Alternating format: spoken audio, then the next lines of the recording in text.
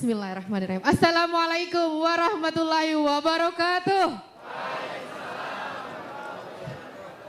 Masya Allah, tabarakallah, akhirnya berjumpa langsung dengan Presiden. Insya Allah Presiden 2024. Amin. Sebenarnya banyak sekali, kenal dulu ya Bapak ya. Saya Nia, biasa dipanggil kalau di Samarinda oleh Miss Nia. Karena saya mengajar bahasa Inggris. Miss Nia. Ya baik. Pertanyaan saya sebenarnya luar biasa banyak ya, ada sekitar 17 pertanyaan. Tapi karena waktunya sangat terbatas, maka saya akan sampaikan 2 poin penting dulu. Kalau pertambangan tadi sudah disampaikan oleh moderator Mbak Fiona, maka saya tidak akan tanya pertambangan dulu.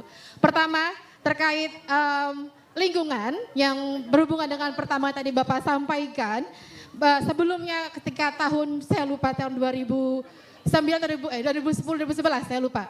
Ketika itu saya di International Islamic University Malaysia sebagai moderator bersama Profesor Dr.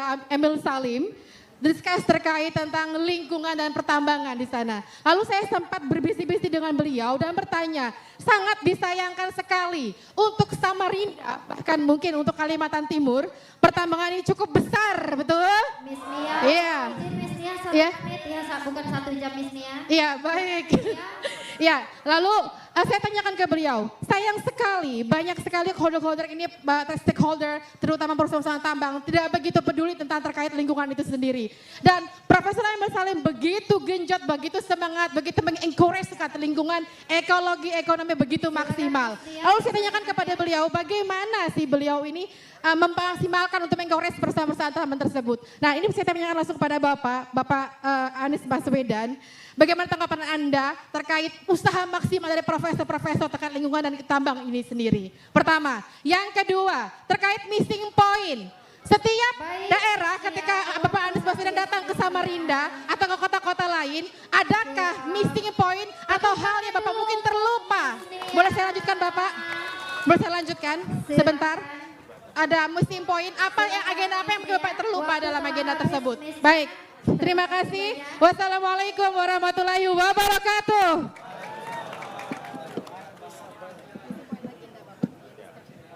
Yang kedua dulu, apa missing point? Justru kami bisa sampaikan di antara 3 pasangan calon presiden, semuanya harus menyusun visi dan misi, betul ya?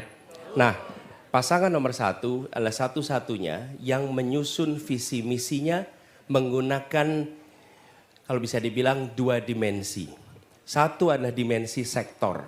Sektor itu artinya apa? Pendidikan, kesehatan, perindustrian, energi itu sektor. Nah semua menyusun dengan sektor. Apa yang mau dikerjakan di tiap sektor. Nah pasangan nomor 1, satu-satunya yang membuat dimensi kedua. Yaitu dimensi wilayah. Apa yang dibutuhkan untuk Sumatera, apa yang dibutuhkan untuk Jawa, apa yang dibutuhkan untuk Sulawesi, apa yang dibutuhkan untuk Papua, apa yang dibutuhkan untuk Kalimantan. Yang itu berbeda-beda tiap tempat. Jadi kita jangan menganggap Indonesia itu sama. Indonesia itu memiliki variasi yang tinggi sekali. Dan disitulah ikhtiar kita untuk memasukkan, kalau istilahnya Miss Nia tadi adalah missing point. Hal yang terlewatkan. Karena ketika kita bicara se-Indonesia, maka kita sering melewatkan urusan-urusan yang urgent di tiap-tiap daerah. Nah caranya dengan membuat 2 dimensi.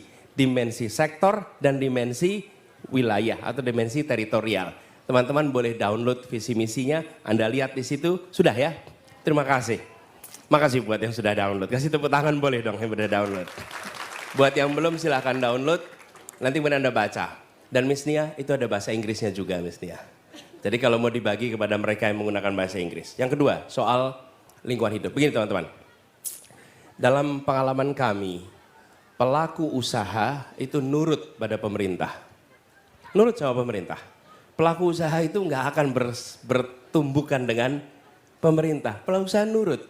Problemnya pemerintahnya sendiri tidak memprioritaskan ekologi. Tidak memprioritaskan pembangunan berkelanjutan. Sehingga mereka pun merasa ada keleluasaan di situ.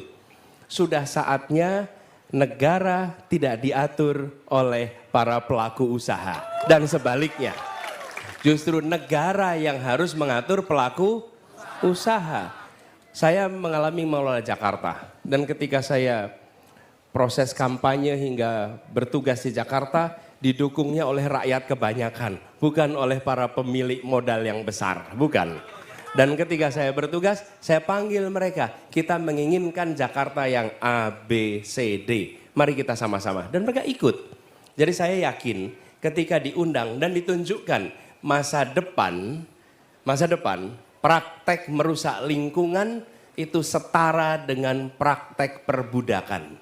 Dulu praktek perbudakan itu dianggap normal. Usaha pakai budak itu normal. Tapi siapa yang menganggap hari ini normal kalau pakai budak? Nah, ada yang terima. Dulu berusaha dan merusak lingkungan bisa dianggap normal. Ke depan itu aib, itu dosa, dan itu harus berubah. Itu yang saya ingin sampaikan. Dan insya Allah kita lakukan perubahan sama-sama. Saya yakin dibuat pesan moralnya, diturunkan dalam bentuk regulasinya, lalu laksanakan terjadi perubahan. Terima kasih. Baik, terima kasih, kita tepuk tangan.